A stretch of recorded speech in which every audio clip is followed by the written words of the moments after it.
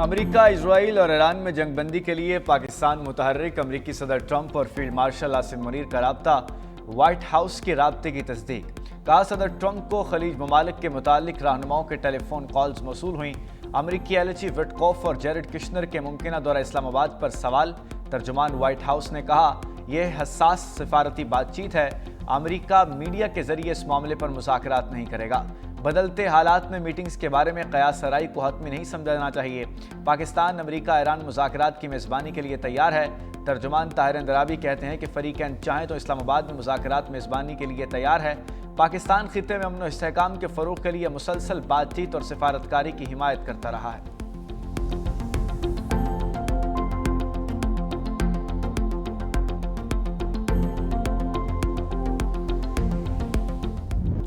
ایرانی supreme leader Mujtaba خامنائی نے امریکی حکام سے مذاکرات پر آمادگی ظاہر کر دی۔ اسرائیلی اور روسی میڈیا کا دعویٰ۔ کہا مجتبیٰ خامنائی نے ایرانی شرائط کے تحت جنگ جلد ختم کرنے پر اتفاق کیا۔ ایران کی جانب سے جنگ بندی کے لیے 6 شرائط۔ سیکیورٹی اور سیاسی رہنماؤں کا کہنا ہے کہ ایران کی شرائط کو سنجیدگی سے لیا جائے۔ ایران نے جنگ دوبارہ شروع نہ ہونے کی یقین دہانی مانگ لی۔ خطے میں امریکی فوجی اڈوں کی بندش، امریکہ اور اسرائیل کو پیچھے ہٹنے اور ایران کو ہر جانے کی ادائیگی کی شرط رکھ دی۔ تمام علاقائی فرنٹس پر جنگ بندی کا مطالبہ۔ آبنہ ہرمز پر نئے قانون کی عملداری کی یقین دہانی مانگ لی۔ ایران نے میڈیا پروپیگنڈا کرنے والوں کو سزا دینے کا بھی مطالبہ کر دیا۔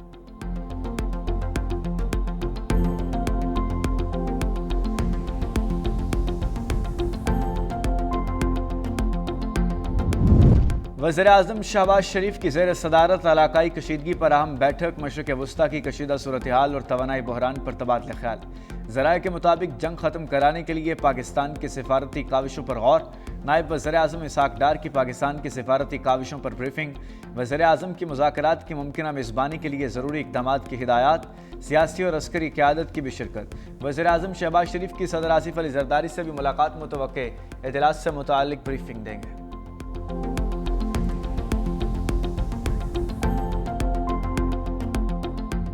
ٹرمپ کے اعلان کے باوجود اسرائیل کے ایران پر حملے، شہر ارمیا پر فضائی حملہ، 5 افراد شہید۔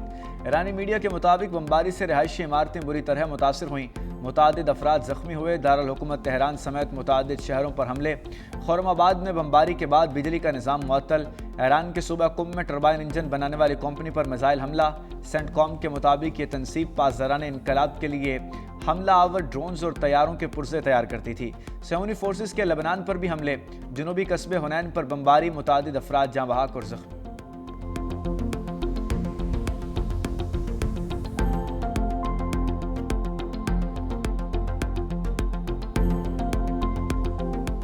ایران کے اسرائیل پر جوابی وار صہیونی صدر اسحاق ہرزوئی گرانی حملے میں بال بچے۔ اسرائیلی صدر میزائل حملے کے بعد پناہ گاہ میں منتقل۔ اسرائیل کے جنوبی اور شمالی علاقوں پر خیبر شکن میزائلوں سے ڈرون حملہ۔ اسرائیلی شہر صفت، حیفا، یروشلم اور مغربی علاقوں پر میزائل داغے گئے۔ ایران کے خطے میں امریکی تنصیبات پر حملے۔ کویت میں علی السالم، سعودیہ میں شہزادہ سلطان اور متحدہ عرب امارات میں الزفرہ امریکی اڈے کو نشانہ بنایا گیا۔ پاسداران انقلاب کے مطابق ٹرمپ کے متضاد بیانات کی وجہ سے جنگ کو نظر انداز نہیں کریں گے۔ لبنان نے ایرانی سفیر کو ناپسندیدہ شخصیت قرار دیا، اتوار تک ملک چھوڑنے کا حکم۔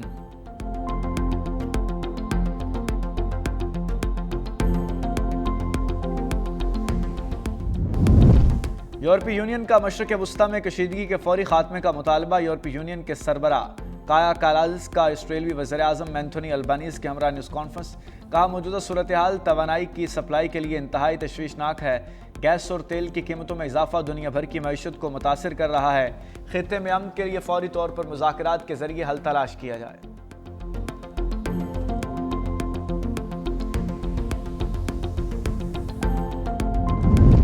چینی سفیر جیانگ زیڈونگ مشرق وسطیٰ جنگ بندی میں پاکستان کے کردار کے معترف۔ کہا پاکستان خطے میں پائیدار امن کے قیام کے لیے مثبت ثالثی کا کردار ادا کر رہا ہے۔ بعض ممالک کا ادارہ دارانہ رویہ عالمی قوانین اور اقوام متحدہ کے اصولوں کے خلاف ہے۔ عالمی اداروں کو موجودہ صورتحال میں فوری اور مؤثر کردار ادا کرنے کی ضرورت ہے۔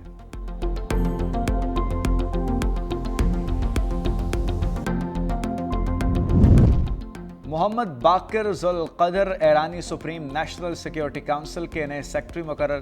ایرانی حکام نے تصدیق ظاہر کر دی۔ محمد باقر کو علی لاریجانی کی شہادت کے بعد سپریم نیشنل سیکیورٹی کونسل کا نیا سیکرٹری مقرر کیا گیا۔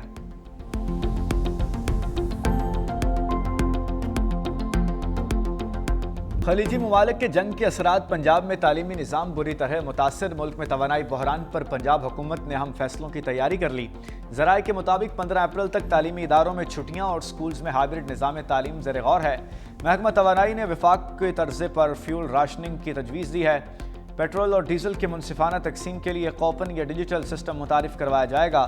مخصوص دنوں میں محدود گاڑیوں کو ایندھن دینے اور نجی اداروں کے لیے ورک فرام ہوم کی سخت ہدایات شامل ہیں۔ غیر ضروری تقریبات پر پابندی، میٹرو اور بس سروس میں بھی اضافہ، LED بل بورڈز اور آرائشی لائٹس بند کرنے کی تجاویز، رات 10 بجے کے بعد اسٹریٹ لائٹس متبادل موڈ پر چلانے کی سفارش کر دی۔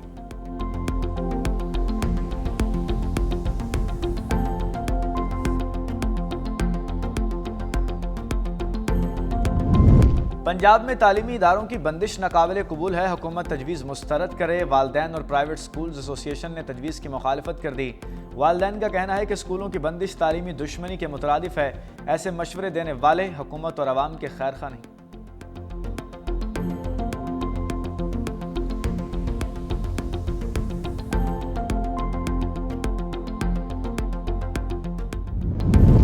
امریکہ اسرائیل ایران جنگ، کراچی پورٹ خطے کی اہم بندرگاہ بن گئی۔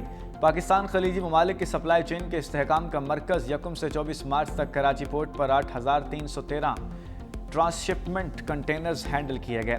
کراچی گیٹ وے ٹرمینل پر 24 روز میں 1200، KI سٹی پر 1827 اور SCPT ٹرمینل پر 5,286 کنٹینر شامل ہیں۔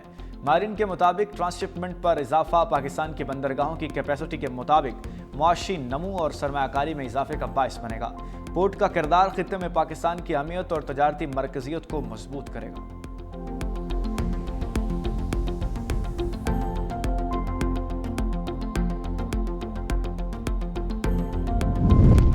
مشرق وسطی جنگ کے باعث فضائی آپریشن متاثر، ملک کے کئی ایئرپورٹس پر پروازوں کا نظام درہم برہم، العین فجیرہ ایئرپورٹس پر جزوی فضائی آپریشن بحال، کویت، بحرین، ایران اور عراق کے ایئرپورٹس مکمل طور پر بند۔ عید الفطر کے تینوں روز علامہ اقبال انٹرنیشنل ایئرپورٹ سمیت ملک بھر سے 150 سے زائد پروازیں منسوخ۔ ایئرپورٹ ذرائع کے مطابق مشرق وسطی کے حالات مستحکم ہوتے ہی فضائی آپریشن معمول پر آ جائے گا۔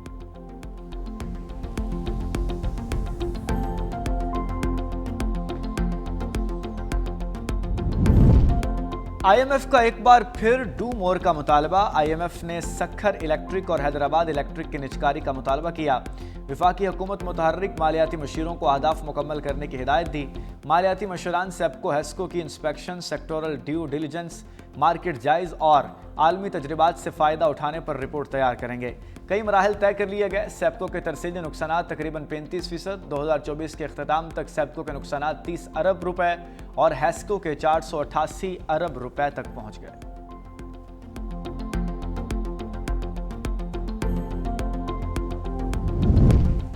صدر پاکستان کا مسلح افواج کے افسروں اور جوانوں کے لیے فوجی اعزازات کا اعلان۔ 11 ستارہ بصالت، 475 تمغہ بصالت، 130 امتیازی اسناد دینے کی منظوری۔ ISPR کے مطابق 378 COAS کمڈیشن ریکارڈ کیے جائیں گے، 23 حلال امتیاز، 100 ستارہ امتیاز، 136 تمغہ امتیاز عطا کیے جائیں گے۔ ستارہ بصالت حاصل کرنے والوں میں پاک فوج، نیوی، ایئر فورس کے افسران اور جوان شامل۔ متعدد اعزازات شہداء کو بعد از شہادت عطا کیے گئے۔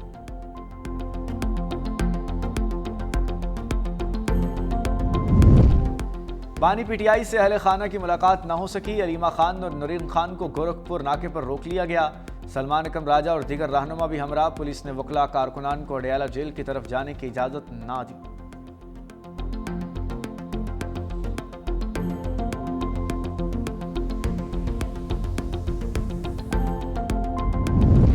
بلاول بھٹو زرداری اور خاتون اول آصفہ بھٹو کی سینیٹر شیر الرحمان کی رہائش گاہ آمد۔ وزیر اعلیٰ سندھ مراد علی شاہ بھی ہمراہ۔ شیر الرحمان سے صاحبزادی ماروی ملک کے انتقال پر تعزیت، مرحومہ کے بلندی درجات کی دعا۔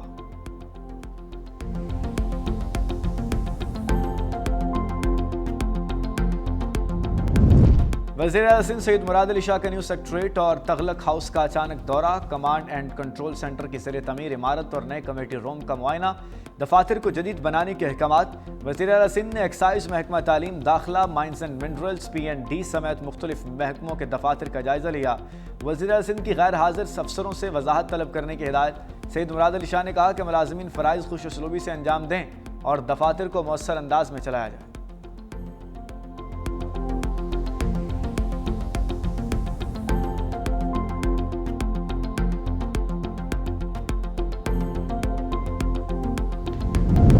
عوام جانتے ہیں کون نااہل اور ناکام ہے۔ سندھ حکومت کے ترجمان گنہور خان اسران کا علی خورشیدی کی پریس کانفرنس پر جواب۔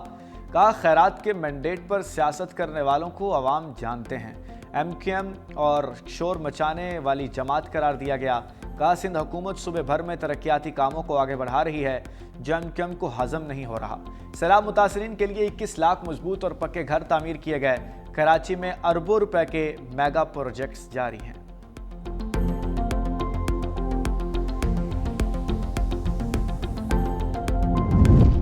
ملک میں عوام روٹی کو ترس رہے ہیں۔ وزیر اعلیٰ پنجاب کے لیے 11 ارب روپے کا جہاز، چیئرمین سینٹ کے لیے 9 کروڑ کی گاڑی خرید لی گئی۔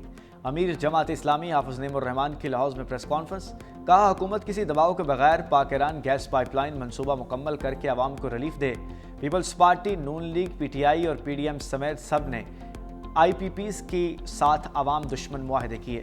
حکومت آئی پی پیز کو نوازنے کے لیے دوغلی پالیسی اپنا رہی ہے۔ عوام نے سولر لگایا تو حکومت نے وہاں بھی ٹیکس لگا دیا۔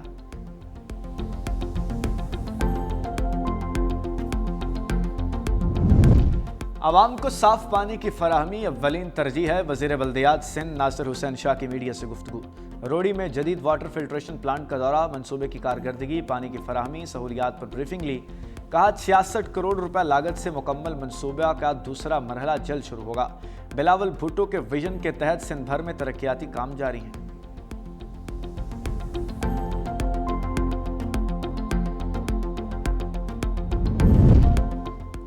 حکومت نے چینی کی درآمد پر رعایتی ٹیکسز کی مدت بڑھا دی۔ رعایت 28 فروری 2026 تک درآمد ہونے والی چینی پر لاگو ہوگی۔ ایف بی آر نے سیلز ٹیکس قوانین میں ترامیم کا نوٹیفیکیشن جاری کر دیا۔ رعایتی مدت نومبر 2025 سے بڑھا کر فروری 2026 تک کر دی گئی۔ ٹریڈنگ کارپوریشن اور متعلقہ کمپنیاں درآمدی چینی پر 0.25% ٹیکس ادا کریں گی۔ پاکستان میں جنرل سیلز ٹیکس کا اصل سٹینڈرڈ ریٹ 18% ہے۔ لاہور ہائی کورٹ کا حق مہر کے کیس سے متعلق بڑا فیصلہ۔ عدالت نے بیوی کے مطالبے پر فوری حق مہر کی ادائیگی کا حکم دے دیا۔ عدالت نے کہا نکاح نامے میں حق مہر کی ادائیگی کا وقت مخصوص نہ ہو تو بیوی کے مطالبے پر شوہر ادا کرنے کا پابند ہے۔ عدالت نے فاطمہ بیوی کی درخواست منظور کرتے ہوئے ٹرائل کورٹ کا فیصلہ کالعدم قرار دیا۔ جسٹس عابد حسین چٹھا نے 6 صفحات پر مشتمل تحریری فیصلہ جاری کیا۔ نان نفقہ اور جہیز سے متعلق اپیلیٹ کورٹ کے فیصلے کو برقرار رکھا۔ عدالت نے واضح کیا کہ میاں بیوی کی شادی ختم نہ بھی ہو تو بیوی حق مہر کی حقدار ہے۔ لاہور ہائی کورٹ نے فیملی کورٹ کا فیصلہ بحال کرتے ہوئے درخواست جزوی طور پر منظور کر لی۔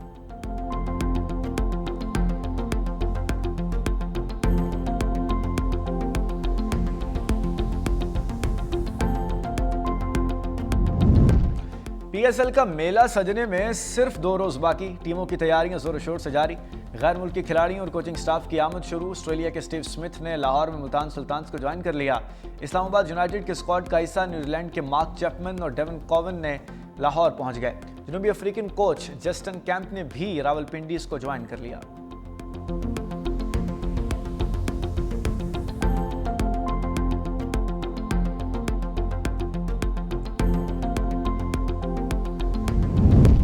Chairman P C B Mohsin Naqvi کی پی ایس ایل کی 11 ٹیموں اور ملکی اور غیر ملکی کھلاڑیوں کے اعزاز میں تقریب۔ ٹرافی کی رونمائی اور ترانہ بھی لانچ کر دیا۔ محسن نقوی کا خطے کی صورتحال کے پیش نظر ایونٹ محدود کرنے کا اعلان، شائقین سے معذرت کی۔ چیئرمین پی سی بی کا پی ایس ایل کو عالمی برانڈ بنانے کے عزم کا اظہار۔ وفاقی وزراء، کرکٹرز اور غیر ملکی کھلاڑیوں کی تقریب میں شرکت۔